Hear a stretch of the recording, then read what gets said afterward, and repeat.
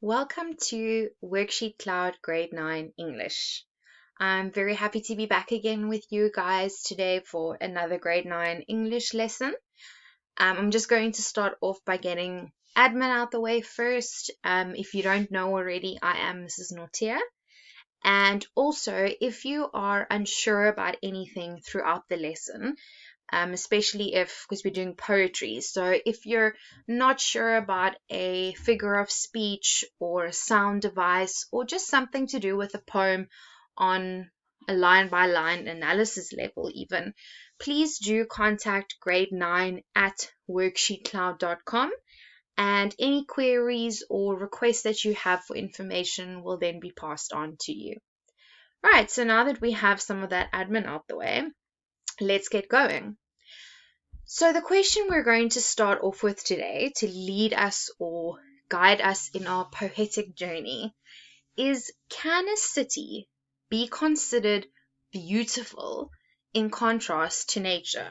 Now, global warming and environmental problems and pollution from cities and factories and industries have really made it quite almost as though the two are against each other. So here you can see the city, here you can see very much natural forest.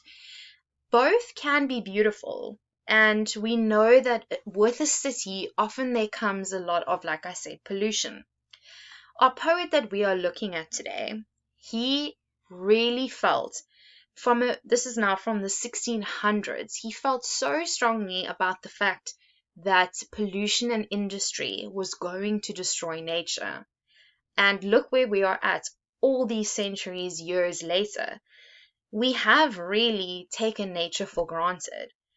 But I don't want to say that, industry and cities are bad, because they're not. I think it's more the ethical way in which we go about producing what we need. However, today, the poem that we're looking at is a poem from the perspective, like I said, of a nature lover, but he also appreciated in this poem the beauty of a city. We'll get to which city it is just now. All right, so that's just a bit of a basis. So the poem is called Composed Upon Westminster Bridge, and our poet is William Wordsworth.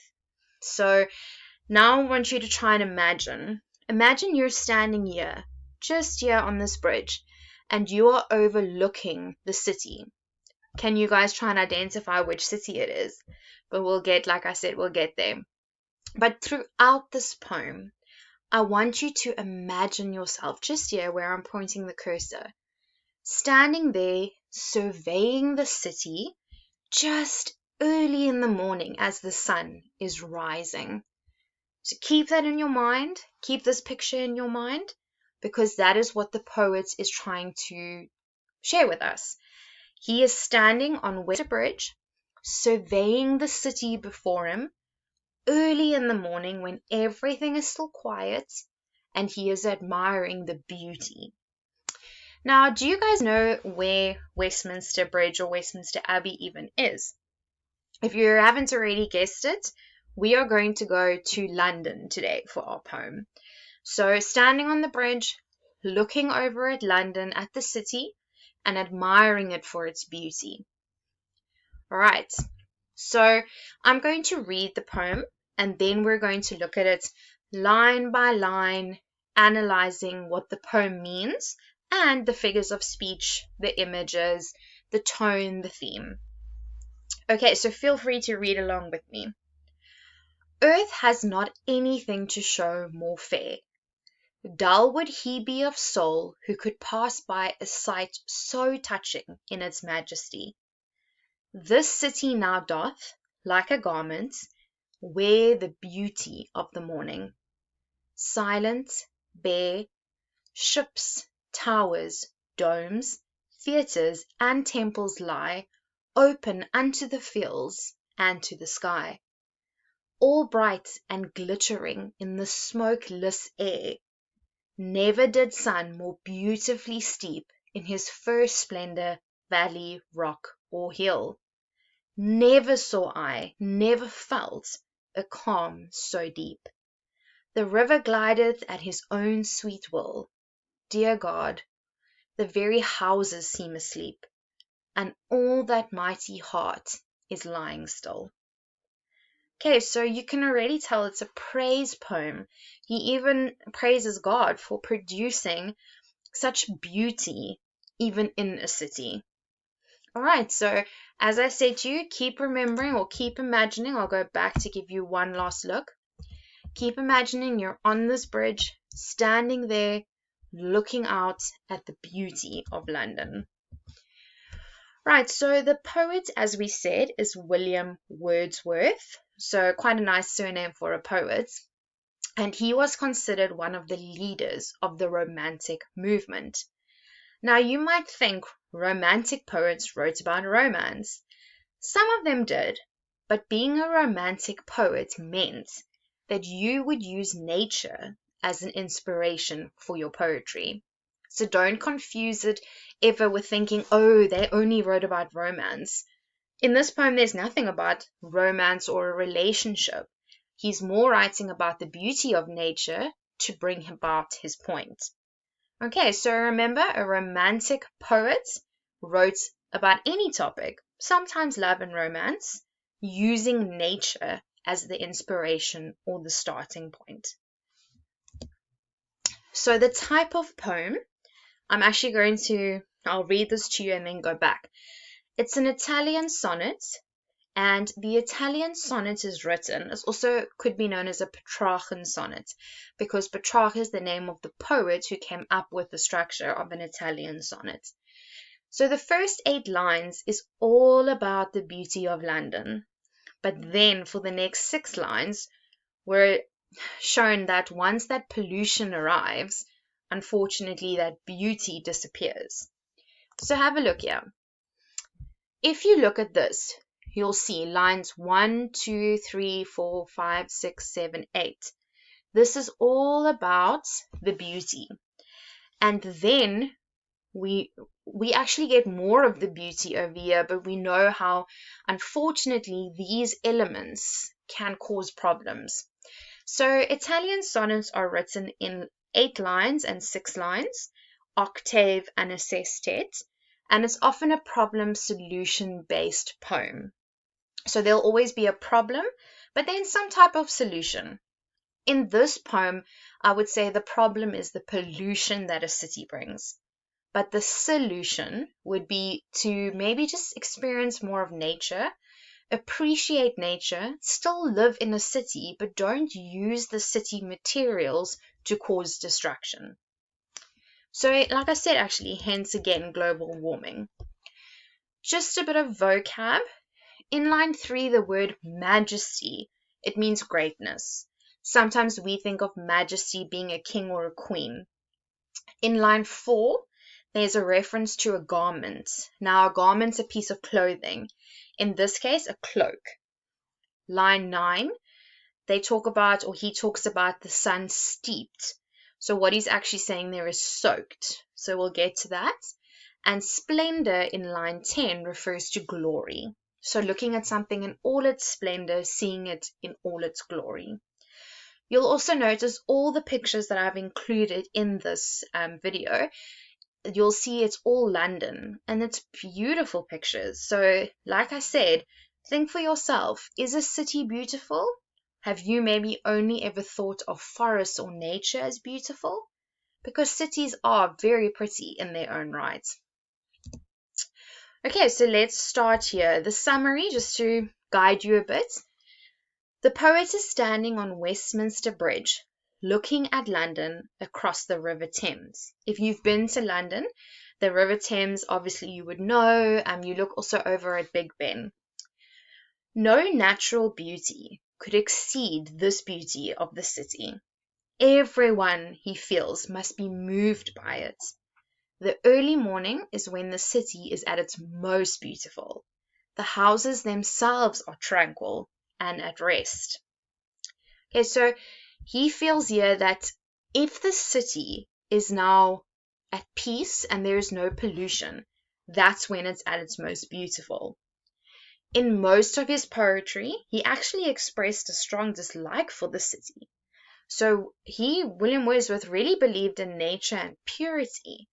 But he feels here that because there's no pollution yet, the factories haven't started up yet, it's early in the morning, that's when you can appreciate the beauty of the city, almost like you can appreciate nature. Okay, so now we're going to look at lines. So I've inserted the line from the poem. So this is line 1. Then you'll see an explanation, and keep taking into account the pictures, the scenic pictures of a beautiful London. Right, so let's start. Line 1. Earth has not anything to show more fair. Now you would sometimes, or I would also, you'd hear the word fair and you'd think it's about someone being reasonable, being very fair with you. But especially in an Elizabethan context, the word fair means beautiful. You might have heard that from Romeo and Juliet. So what he's saying here is that Earth doesn't have anything more beautiful than this. This being city, but only when it's in harmony with nature. So nothing on earth is more beautiful than this view of London from Westminster Bridge. The word earth reminds us, though, that he is bringing us back to nature. Cities are only beautiful when they are in harmony with nature and not destroying nature. Okay, line 2. Dull would he be of soul who could pass by. So now again, let me myself here. So here again is this picture of this bridge standing here looking. And he says here, dull means that you don't appreciate beauty. So any person who just walks by, who literally just walks head down, not looking, they have no poetic imagination or appreciation of beauty. They are ignoring what a lovely sight and connection with nature London is actually giving. This person might be too concerned with material things, maybe staring at their cell phone, to actually appreciate the beauty of what is going on. Right, so far we know he is talking about a beautiful image and how we as people need to not just walk with our heads down looking at our phones, we need to appreciate everything. Obviously, he wrote this in a time when cell phones weren't yet even a thought, but I'm just trying to give it context to you that we mustn't be so involved in our own little life that we forget to look at the beauty around us. See, these poets from the olden days knew what they were talking about. Right, he then says here, a sight so touching in its majesty. Remember from the vocab I told you majesty means greatness. Now, there are two meanings here to the words touching. The word touch is used as one of the senses. So taste, hearing, smell, touch, those are senses. And he says here it's also an emotional connection. So it's so beautiful. It's like you can touch it. You can see the beauty, almost touch it. And if something touches you on a figurative level, it means that it really moves you. You feel so emotionally connected to it. So this wonderful sight of greatness is so beautiful. He wishes he could touch it because it's moved him almost spiritually and emotionally. Line 4. Now line 4 and 5 are combined. You'll see a few of the lines I've placed together because they have the same sentiment. The city now doth, and notice how he gives it a capital letter to show its importance. The city now doth, like a garment, remember, clothes, cloak, wears the beauty of the morning, silent and bare. So this is a simile. Try and think why. Yes, I hope you got it. The word like. Simile is when you compare two things using the word like. Here, the city has been compared to a garment, a cloak.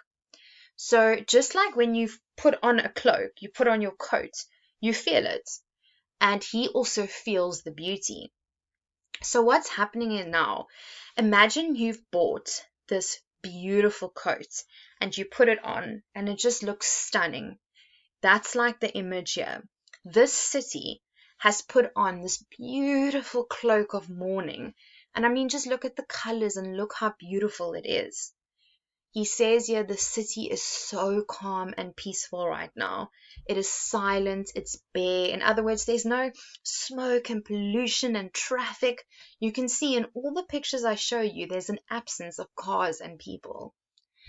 Bare means stripped away. It's now pure. No one or nothing is even there. He loves this look of how the city has cloaked itself in its mourning beauty, because it's so calm and so peaceful. All right, he now goes on to say in lines 6 to 7, again, also what you'll notice is all the pictures I've put in are actually of sunrise, the morning. He now talks about ships, towers, domes, theaters, temples. But now those are things we do associate with the city. Ships, we think of trade and commerce. Towers, politics. Domes, churches. Theaters, we know theater productions. Temples here actually refers to law or political buildings. All of these activities are hustle and bustle. They're not bad. I mean, obviously, church and politics, those are not terrible aspects, but they're busy. There's always lots of people. But now he says, all of these ships and towers and commerce and politics now lie open unto the fields and the sky. Now, fields and sky is very much, again, natural, nature. So all these man-made structures and human activities are now in harmony with everything, are in harmony with nature at this time of the morning. Have you ever gotten up early in the morning to go for a run or a cycle or even a walk? And it's so calm and so peaceful. It just feels as though it's that moment where everything is at its purest before the day starts and everyone gets going. That's what he is feeling. Right, so the next line, line 8, this would be the last line of our octave, the first 8 lines. All bright and glittering in the smokeless air. Now, look carefully there. He sees everything as bright, beautiful, almost like glittering and sparkling, because the factories haven't started up yet. There isn't any smoke that's, that smog that hangs in the air and just covers everything. That hasn't arrived yet. And obviously, if you go back in history, you'll also know that London experienced massive pollution problems with the Industrial Revolution, mostly because they didn't quite know how to handle all of those things yet. Right, line 9 to 10. Never did the sun more beautifully steep, and steep means soak here, in his first splendor, valley, rock, or hill. So we've got this whole aspect from the previous line about glittering. All right, so think of the city as a jewel. And what happens now is that the sun, as it's rising, it casts these fluid, water-like reflections onto the water. Have a look here. This is the light of the building, but I want you to look at this concept of something that's glittering, it's beautiful, and it reflects onto the water. So it's this almost this beautiful connection, this fluid connection and reflection of what city can also do in valley, rock, or hill nature. All right, so I'm sure you've all seen as the sun rises or even sets, that beautiful glittery sparkle it makes on water. So he's now reminding us of that beauty. All right, line 11. Never saw I, or never felt I, a calm so deep. So he says here that it's almost like it's this physical experience where you just breathe out, and it's so beautiful that it has this calming effect on your soul. That's why a lot of people turn to nature and go for hikes and walks when they just want to sort of de-stress. Even meditation, a lot of people like to be connected to nature when they meditate. Line 12, the river glideth at his own sweet wool. So there's a personification there of river. Firstly, it's called a he, and also it's said to glide at its own will. So basically, they're trying to say, or he's trying to say, the Thames River, or the River Thames, is free. Humans don't control the water moves on its own. And if you imagine the rhythm of this peaceful river, it also sets a very, very calming mood or atmosphere.